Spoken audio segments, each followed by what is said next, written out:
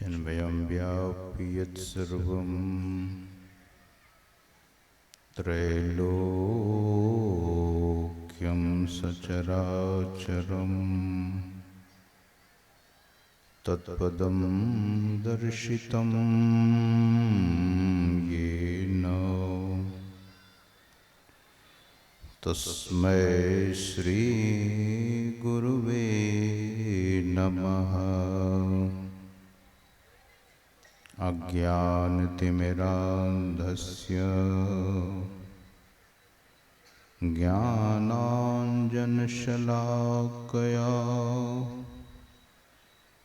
चक्षुरुन्मीलितं येन तस्मै श्रीगुरुवे नमः। चैतन्यः शाश्वतः शान्तः व्योमातीतः निरञ्जनः बिन्दुनादकलातीतः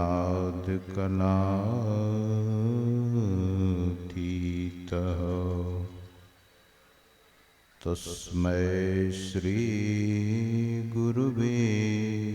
नमः। ज्ञानउदधिरुज्ञानघना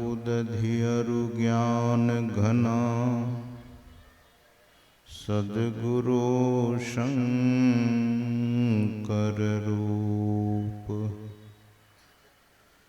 नमो नमो बहुबारही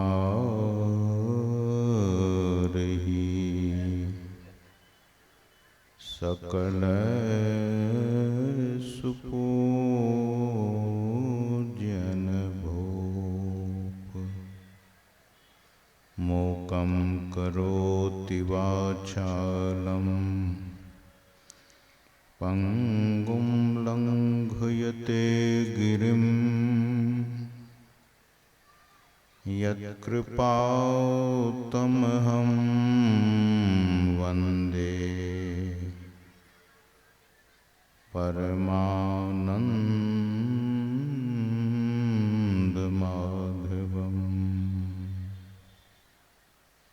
बोलिए श्री सद्गुरु महाराज की जय।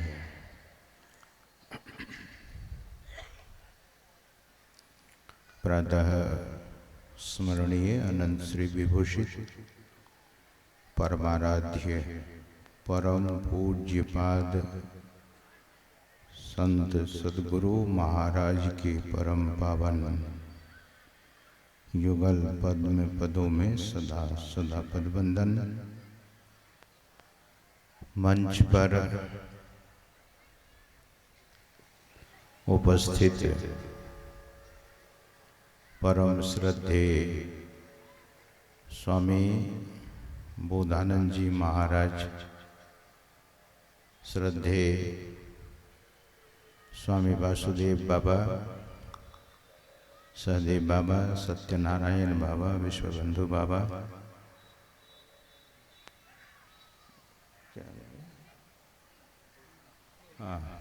स्वामी प्रियनाथ बाबा, विद्वज्जन गुरुजन, सत्संग में समुपस्थित परम सम्माननीय सत्संग प्रेमियों, सदात्माओं, भक्तिमती माताओं एवं करुणामयी बहनों,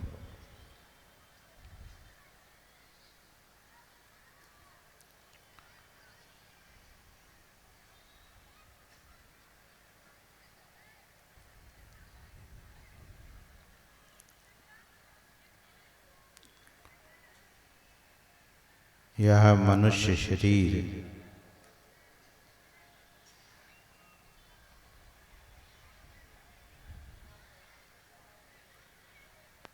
मानव शरीर के संबंध में कहा गया है सृष्टि का सिरमौर है।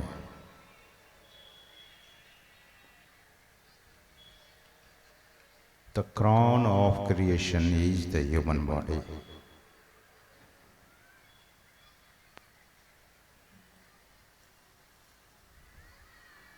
इनकी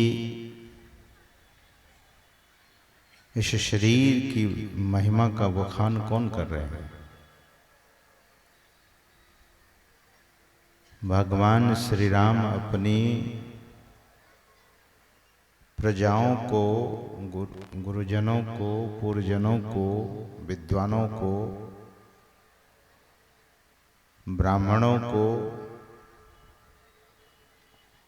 सभी लोगों को बुलाकर उपदेश करते हैं कि बड़े भाग मानुष तन पावा।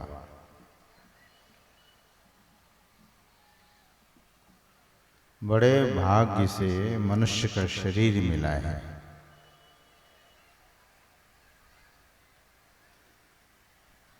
शरीर से सभी लोग प्रेम करते हैं। Your body is very precious to you. बहुत प्रिय है यह शरीर।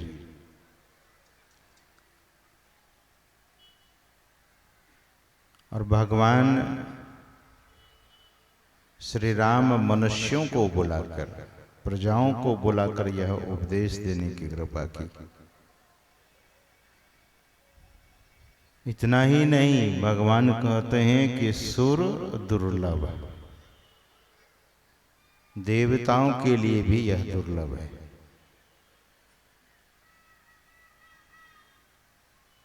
भगवान कहते हैं केवल मैं ही नहीं, सब ग्रंथन गावा, सब ग्रंथ ही गावा, सारे ग्रंथ इस बात को कहता है।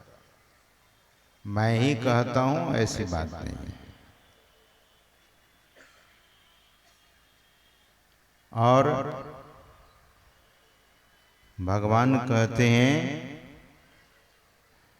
साधन धाम मोक्ष कर द्वारा, पाइन जेहि परलोक संवारा। साधनों का घर है, मोक्ष का द्वार है।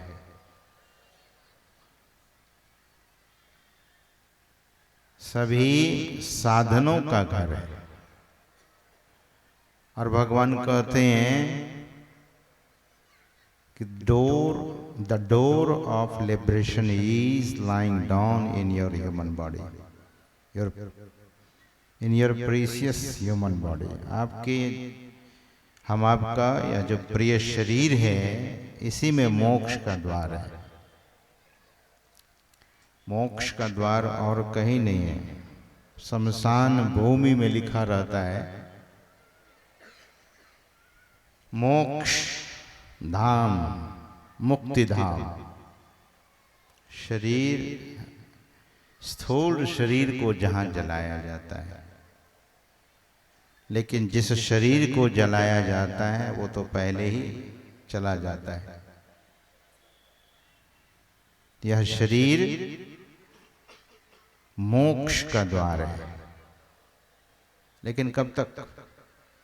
After living your body is not possible. शरीर छोड़ने के बाद संभव नहीं है, शरीर के रहते ही संभव है। इसीलिए तो शरीर के रहते भगवान उपदेश दे रहे हैं। भगवान कहते हैं मोक्ष कर द्वारा, पाई न जेहि परलोक संवारा। सो परत्र दुख पावही, सिर धुनि धुनि पछताए।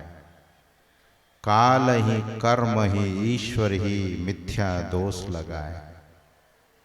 फिर भगवान क्या कहते हैं? यही तन कर फल विषय न भाई, स्वर्गौ स्वल्प अंत दुखदाई। कभी कभी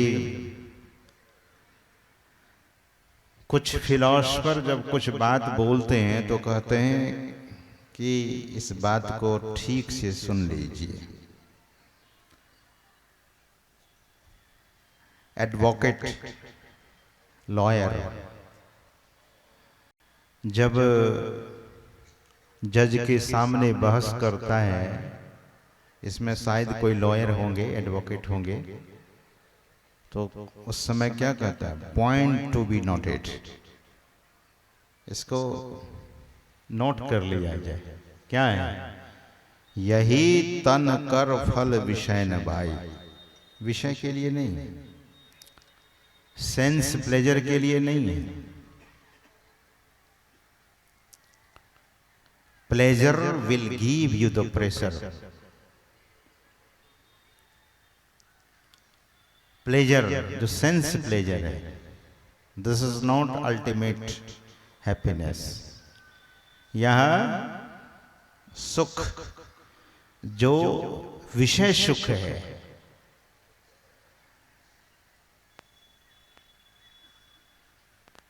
भगवान कहते हैं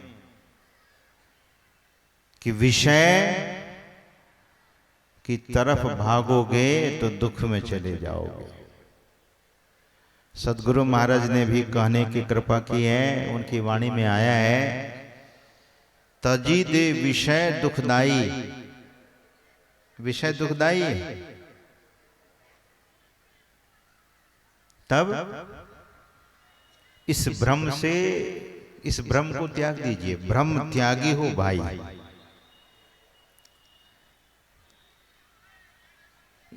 जीव भ्रम में पड़ा हुआ है, यही तन कर फल विषय न भाई। वेरी क्लियर, बहुत स्पष्ट रूप में भगवान कहते हैं।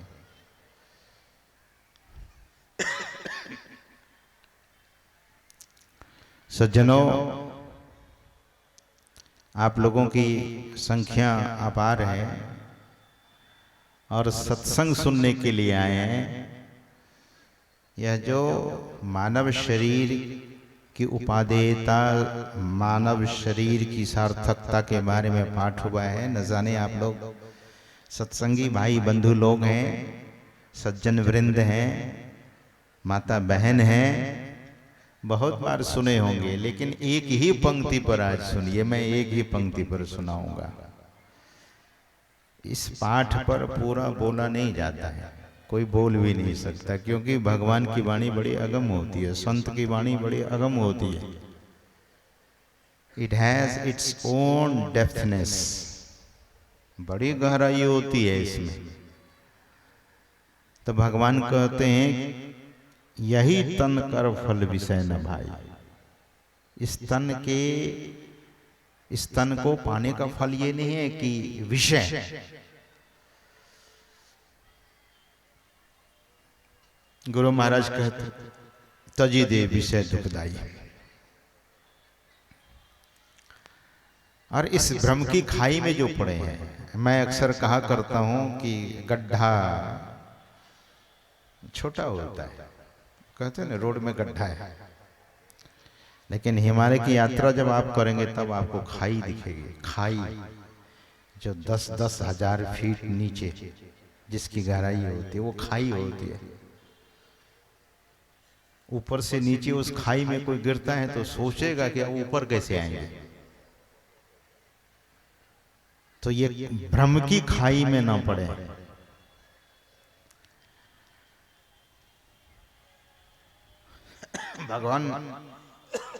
भगवान श्री राम कहते हैं,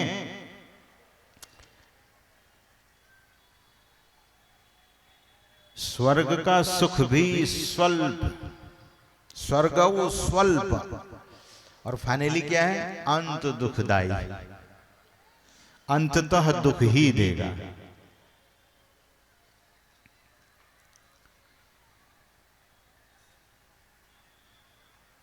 बहुत सारे देवताओं की कथा पुराणों में लिखी हुई है, आप पढ़िए और देखिए।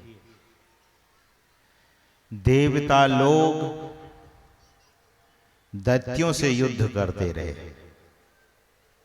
दैत्य लोग देवताओं से युद्ध करते रहे, किसके लिए, गद्दी पाने के लिए।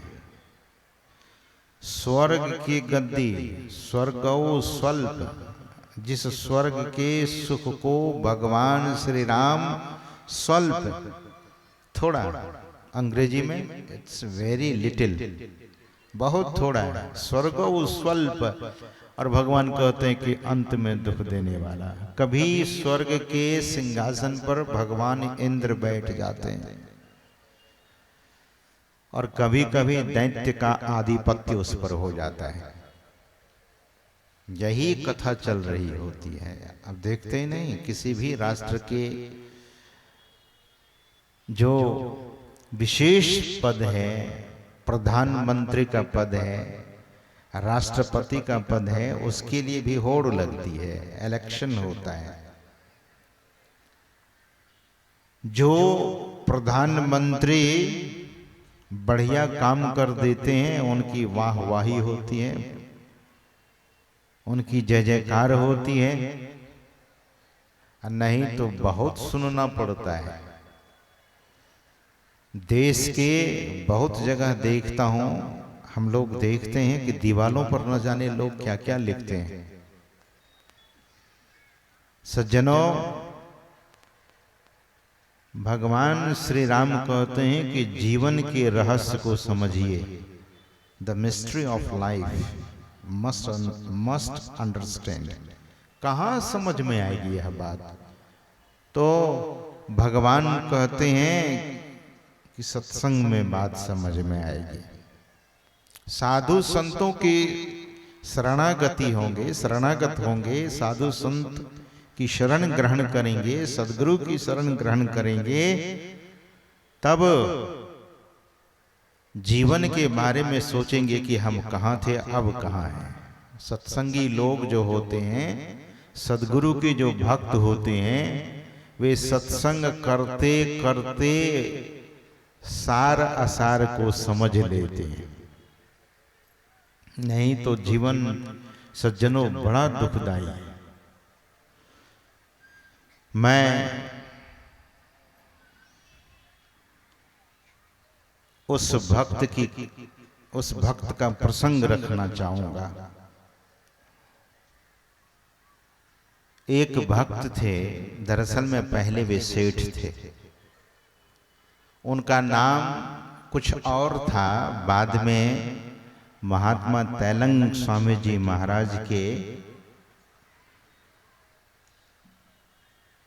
उनके समीप, उनके चरण शरण में जब आए तो उनका नाम उमाचरण रखा गया। काशी में एक महात्मा हुए, उस महात्मा का नाम तैलंग स्वामी जी महाराज। उनकी आयु के संबंध में ठीक ठीक बातें नहीं मिलती है। कहीं 268 वर्ष उनकी आयु बताई गई कि 268 वर्ष जीकर वे शरीर को गंगा जी में विसर्जन कर दिया। ऐसे लोगों से कहा कि देखो मैं शरीर छोड़ता हूं और जल पर बैठकर जल समाधि ले ली। तैलंग स्वामी जी महाराज सचल, उनको लोग सचल शिव कहते थे। भगवान शिव चलता फिरता ये शिव भगवान है। कहीं कहीं 308 वर्ष उनकी आयु लिखी गई है। जो भी है,